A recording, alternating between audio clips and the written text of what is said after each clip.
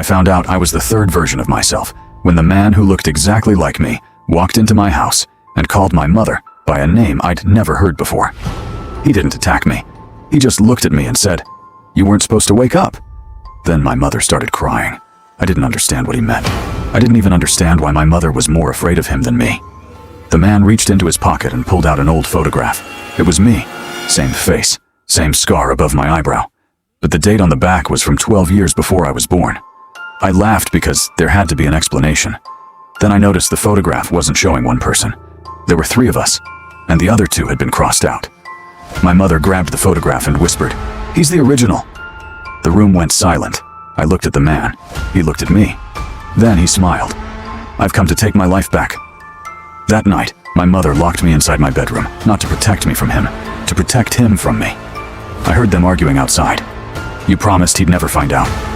He wasn't supposed to remember. Remember what? I pressed my ear against the door. Then I heard something underneath their voices. A faint clicking sound. 3 clicks. Pause. 3 clicks again. I looked toward my bedroom mirror. My reflection was smiling. I wasn't. I stepped closer. The reflection raised its hand. I didn't. Then the lights went out. When they came back, the reflection was normal. But there was a message written across the mirror in fog. "Run before he remembers you." I smashed the mirror.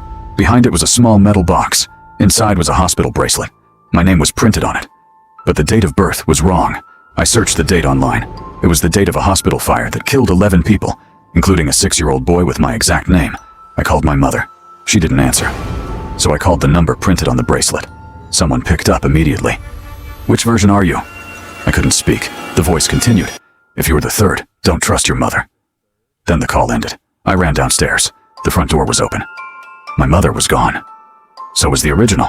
I thought I'd finally escaped. Then I saw my mother sitting in the kitchen. She looked completely normal. "Where were you?"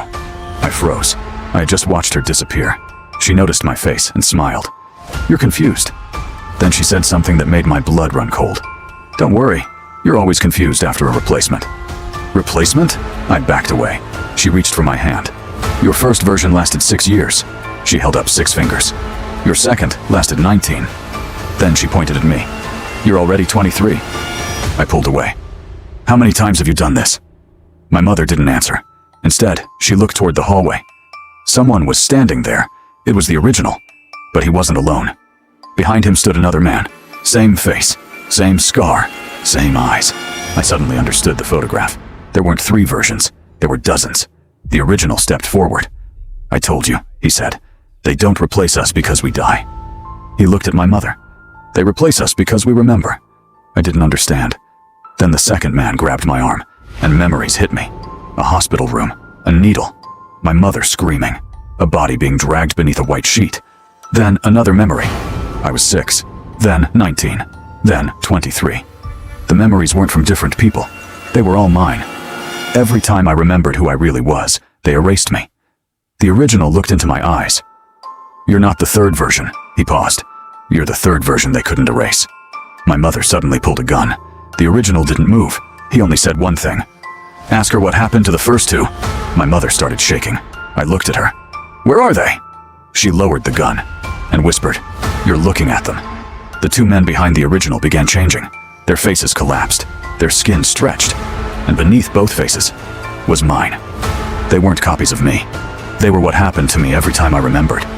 The original stepped closer. "You finally remembered everything." I thought that meant I was free. Then he smiled. "No. It means the replacement process is finished." I heard footsteps behind me. I turned around. There were people standing in the hallway. Dozens of them. All wearing my face. And every single one of them was staring at me. Then my mother whispered the truth I wish I'd never heard.